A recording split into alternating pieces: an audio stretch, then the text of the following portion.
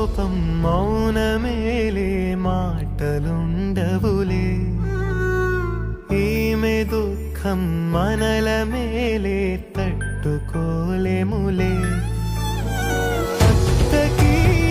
తమ్ముడే తన పంచ ప్రాణాలన్నది తమ్ముడి ఊపిరే తన ఊపిరై బతికున్నది లోకంలోనే అరుదుగా ఉండే బంధం